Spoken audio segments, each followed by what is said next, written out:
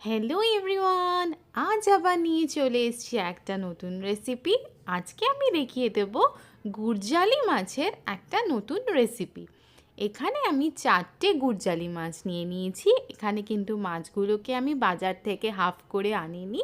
আপনারা যদি মনে করেন এই মাছগুলোকে কিন্তু হাফ করেও কেটে আনতে পারেন।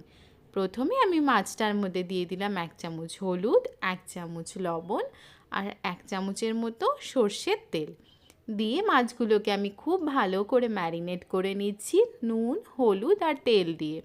মাছগুলোকে কিন্তু ম্যারিনেট করে আমাকে প্রায় 20 মিনিট থেকে আধ ঘন্টার মতো এভাবেই রেখে দিতে হবে। তার জন্য কিন্তু এখানে আমায় ভালো করে আগে এটাকে ম্যারিনেট করে নিতে হবে। দেখুন আমি এটাকে খুব ভালো করে মিশিয়ে নিচ্ছি। যতক্ষণ না এটা পুরোপুরি মেখে যাচ্ছে ততক্ষণই কিন্তু আমি এটাকে ভালো করে মাখিয়ে নেব। হয়ে গেলে আমি কিন্তু এটাকে রেখে দেবো এইভাবে। অন্যদিকে আমি কড়াইতে তেল গরম করে নেব। কড়াইতে তেল গরম করা হয়ে গেলে আমি তার মধ্যে মেখে রাখা মাছগুলোকে ছেড়ে দিচ্ছি। আমি একটা একটা করে মাছ তেলের মধ্যে ছেড়ে দিলাম। প্রথমেই কিন্তু মাছগুলোকে ছেড়ে দেওয়ার পরে নাড়াচাড়া করবেন না, তাতে কিন্তু মাছগুলো কড়াইতে লেগে যাওয়ার সম্ভাবনা থাকবে। একটা পাশ খুব ভালো করে ভাজা হয়ে গেলে তবেই কিন্তু মাছগুলোকে উল্টে পাল্টে নেবেন। তার আগে নাড়লে কিন্তু মাছের গায়ের থেকে কিছুটা মাংস উঠে আসতে পারে, তাতে কিন্তু স্বাদটা নষ্ট হয়ে যাবে। দেখুন আমার একটা পাশ যখন খুব ভালো করে লাল লাল করে ভাজা হয়ে গেছে তখনই কিন্তু আমি আরেকটা পাশ মাছের উল্টে নিয়ে ভেজে নিলাম। এবার আমি মাছগুলোকে একটা একটা করে তুলে নেব। এই মাছগুলো কিন্তু একটু কড়া করে ভাজলে তবেই স্বাদটা বেশি ভালো লাগে। একদম হালকা করে এই মাছ ভাজলে স্বাদটা খুব একটা ভালো লাগবে না, তাই যখন এই মাছ ভাজবেন মাছটা একটু কড়া করেই ভেজে নেবেন। মাছগুলো এবার আমি তুলে একটা বাসনে এভাবে রেখে দিচ্ছি। অন্যদিকে আমি একটা গোটা আলুকে লম্বাভাবে 4 টুকরো করে কেটে নিয়েছি। মাছগুলো তুলে নেওয়ার পরে প্রথমে আমি সেই আলুটা এই তেলের মধ্যে ভেজে নেব। এখানে কিন্তু আমার অনেকটা পরিমাণে তেল আছে, তাই আমাকে আর তেল দেওয়ার প্রয়োজন মনে হলো না। এবার আলুগুলো ছেড়ে দিলাম। হালকা করে আমি আলুগুলো এপাশ ওপাশ করে নাড়াচাড়া করে নিচ্ছি ভেজে নেওয়ার জন্য, যাতে পুরোপুরি আলুটা ভাজা হয়ে যায় ঠিক মতো। তাই আমি এপাশ ওপাশ করে নাড়াচাড়া করে আলুগুলো ভেজে নিলাম। আলুগুলো যখন লাল লাল করে ভাজা হয়ে গেছে তখন কিন্তু আলুগুলোকে আমি তেলের থেকে তুলে নিচ্ছি। এর সাথে আমি কিছু পরিমাণ কপিও কেটে রেখে দিয়েছিলাম নুন হলুদ মাখিয়ে, সেই কপিগুলো আমি তেলের মধ্যে ছেড়ে দিচ্ছি ভাজার জন্য। এই রান্নাটা কিন্তু আমি আলু আর কপি দিয়ে পাতলা ঝোলই করব, কিন্তু তাতে কিন্তু খেতে খুবই সুন্দর হবে, কারণ শীতের কপি তার সাথে আলু দিয়ে যদি পাতলা ঝোল করা যায় এতে কিন্তু স্বাদটা খুবই দুর্দান্ত হয়। আপনারা কিন্তু অবশ্যই এভাবে একবার ট্রাই করে দেখবেন, খেতে আশা করি আপনাদেরও খুবই ভালো লাগবে। কপিগুলো ভাজা হয়ে গেলে সেটাও আমি তুলে নিচ্ছি। যে পরিমাণ তেল কড়াইতে রয়েছে তার মধ্যে আমি কালো জিরে এবং একটা কাঁচা লঙ্কাকে হাফ করে ফোড়ন দিয়ে নিলাম।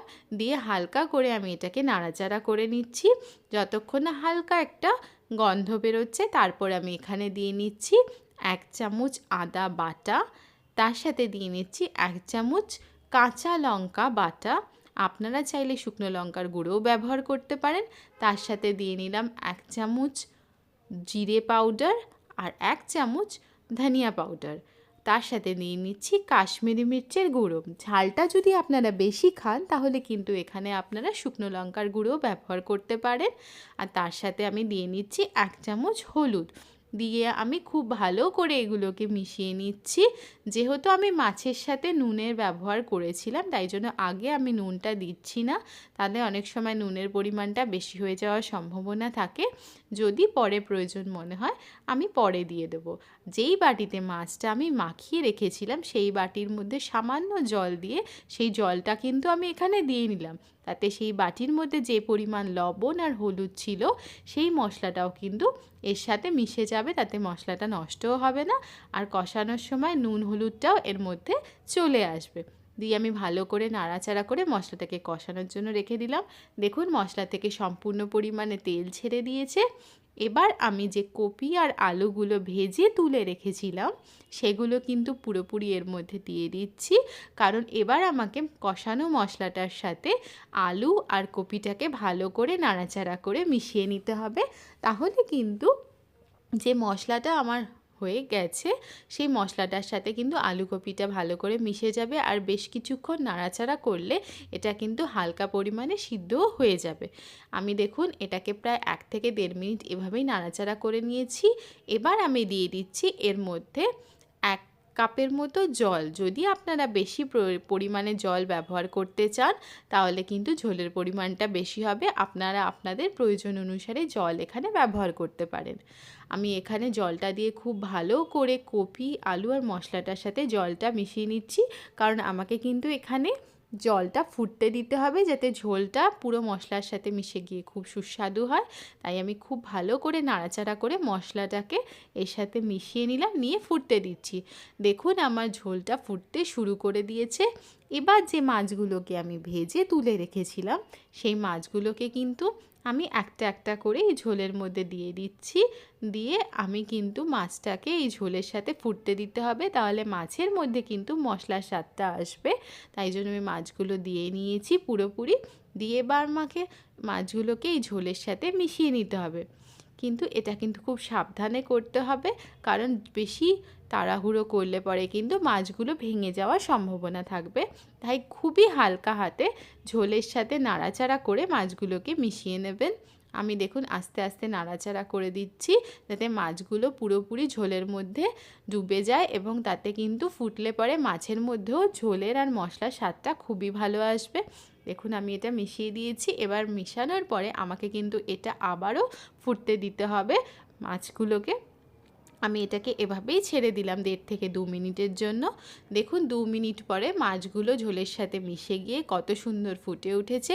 এবার আমি এর মধ্যে দিয়ে দিচ্ছি বেশ কিছুটা পরিমাণে ধনেপাতা কুচি। এটা কিন্তু কখনোই মিস করবেন না, এটার জন্য কিন্তু স্বাদটা খুবই ভালো আসবে। তাই ধনেপাতা কুচির ব্যবহার কিন্তু এখানে অবশ্যই করবেন। ধনেপাতা দেওয়ার পরে আমি হালকা হাতে এটা আবারও নাড়াচাড়া করে নিচ্ছি যাতে ধনেপাতাটাও ঝোলের সাথে মিশে যায় এবং ঝোলের মধ্যে এই ধনেপাতার একটা সুন্দর স্মেল আসে। তাই আমি এটাকে আবার নাড়াচাড়া করে নিলাম, নিয়ে আরও 1 মিনিটের মতো আমাকে এটা ফুটতে দিতে হবে। এবার এটা ফুটে গেলেই কিন্তু আমার এই রেসিপিটা পুরোপুরি রেডি হয়ে যাবে। তাই জন্য আমি এটাকে এভাবে নাড়াচাড়া করে ফুটতে দিচ্ছি 1 মিনিটের জন্য। দেখুন 1 মিনিট পরে ধনেপাতাগুলো পুরোপুরি ফুটে গেছে ঝোলের সাথে, এবং রান্নাটা দেখতেও যতটা সুন্দর হয়েছে খেতেও কিন্তু ততটাই ভালো হবে। আপনারা অবশ্যই ট্রাই করে দেখুন, আশা করি আপনাদের ভালো লাগবে। যদি ভালো লাগে তো আমার ভিডিওটিকে লাইক করুন, আমার চ্যানেলটিকে সাবস্ক্রাইব করুন, আর অবশ্যই আপনারাও এভাবে করে দেখুন। কোথা থেকে দেখছেন পারলে সেটাও জানাবেন।